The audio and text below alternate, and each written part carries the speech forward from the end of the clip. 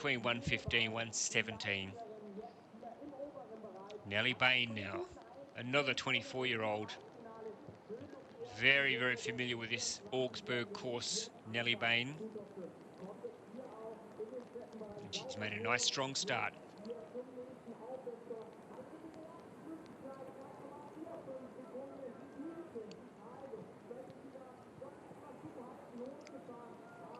Just checking how many paddlers we've still got to go. We're about to get into the top 10, so we're starting to see some qualifiers coming through in just a moment. Can Nele Bayn get up there? Can she challenge?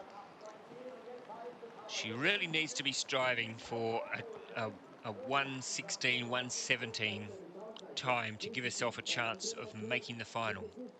At the moment, she's more than a couple of seconds slower than Marjorie de la Sousse, and there's a big gate touch there. They'll have to go back to the judges and look at that and see what side of her head did that gate pass, because she hit it straight on.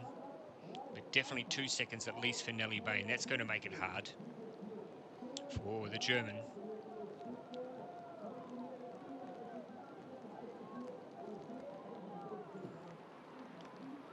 More than 4 seconds outside de la Sousse's time now, so this run is slipping away from the German paddler. Looks like the rain might be easing slightly here in Augsburg. It's still drizzling, it's still uncomfortable, it's still not pleasant. But it's just been so constant over the past couple of days as Nele Bayn goes into